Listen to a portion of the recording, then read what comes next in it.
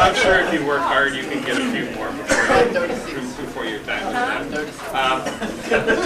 I wish I had some dirt on you, but it's pretty hard. The fine, upstanding kind of young man that you are, I'm sure that there's nobody out there who has anything on you. There's some pictures out there. He's cool, guys. Anybody have any dirt on the lieutenant there that they? We got some. We're playing. I do. Colonel, does it have to be from this assignment? What? Does it have to be from this assignment? Yeah, I'm sure if we just limited it, we'd have more than enough to go tonight. But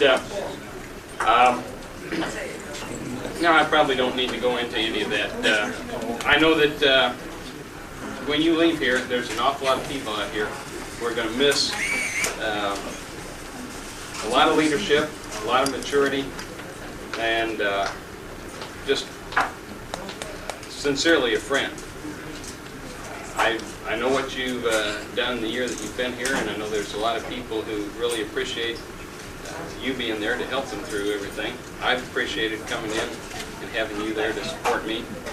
You've done a super job, and I do think you've got a long way to go.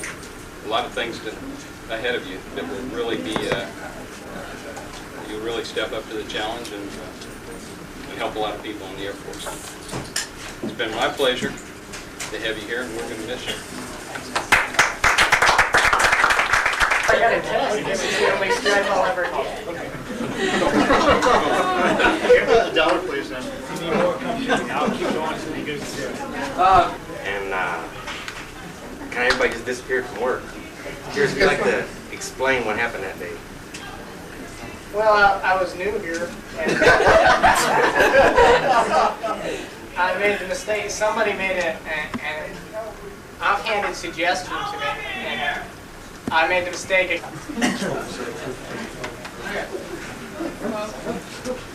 I'm the honcho, and my way or no way. No, well, when I first got here, everybody's leaving, so this will be short and quick. I got here and I saw Chief of IM. I saw Lieutenant Saber. So I came home the next night and I called the wife and I said, let me talk to my son Michael, 9 years old. I said, son, you can get over here and do this job. You look as old and you're just as tall as he is. I got $1 to put in the gym. He'll be there forever. I got 20 to keep him there.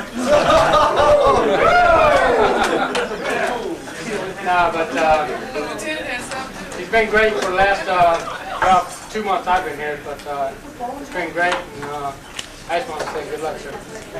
Thanks. I'm going to forget a lot about this assignment, probably more than I remember. Come on, say how you really feel. Not tonight. Well, everybody's cool but Sergeant Coppins, actually.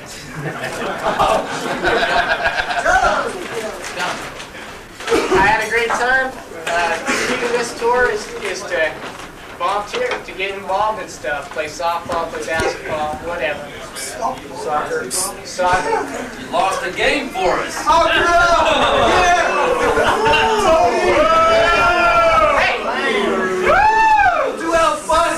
I'm going to clear the record right now. I had the best batting average in our grade. I didn't make an error in the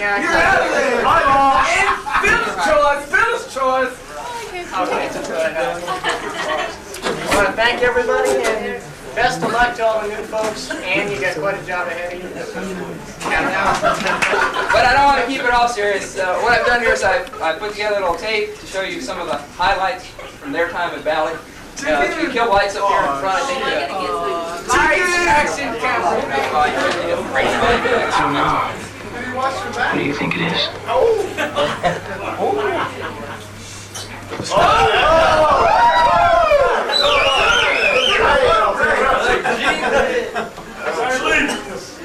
Down in front. Thank you very much. Chicken! What's the G stand for? I'm gonna get these eyes. Good evening, people of Valley. I'm Captain Pete McCowan. Tonight, I'm with of some of Hollywood's greatest stars, we will relive some of the significant moments in the lives of Glenn LaBar and Glenn Savory, the G-men of Bali. Many of you don't know this, but the first person Glenn LaBar met after his arrival in Turkey was Norm Tucker. And that was on the Zuma ride from Izmir up to Bali. With the help of Clint Eastwood, we're able to once again go back to that fateful meeting in January 1991. Yeah.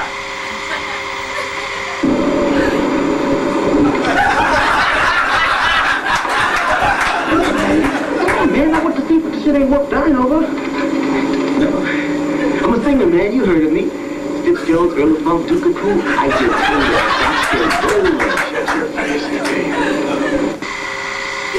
Despite that first meeting, Captain LaBar tried hard to keep his positive attitude. But as he got closer and closer to Bali, he started getting indications that things weren't going to get any better. Sensors indicate density negative, radiation negative, energy negative.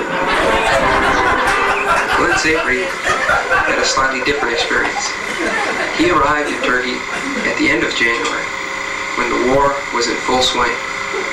The DFPs were manned, and Sergeant Shepard was already an old-timer. Watch as Sergeant Shepard tells the LT what it's like at Bali. What's it like? What's it like? Yeah, it's good.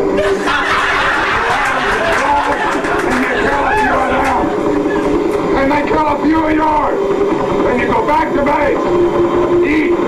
Sleep. Next day, same thing. Before you know it, you're either dead or you're going home. Yeah, it's good. Lieutenant Savory knew that the first sergeant could help him find his way to his new living quarters. So watch as the first sergeant tells Lieutenant Savory where to go, while some of the orderly room troops look on. You see that bunker? It's officers' quarters. Thank you, Sergeant. Dismissed. Captain LaBar and Lieutenant Savory quickly found the chow hall and soon learned how to get things off the short order menu.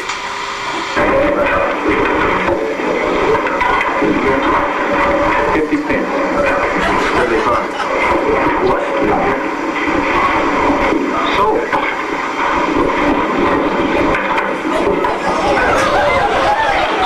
Go ahead. Protein. Captain LaBar began to work in the command post, and on his first shift there, he learned 3 very important lessons that would help him through the rest of his time at Balikesir. He learned about bugs, about power failures, and that security control could always be counted upon for a sympathetic ear late at night.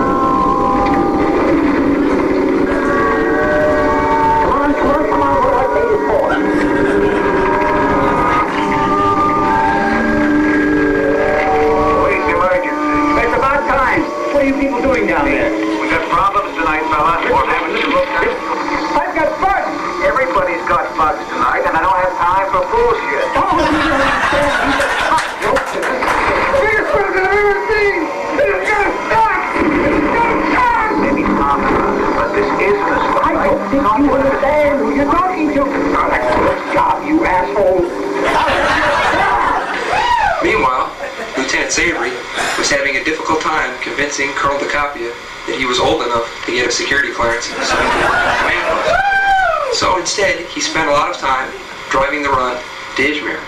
His driving ability really impressed the troops, who marveled at the way he negotiated the pass between Manisa and Izmir.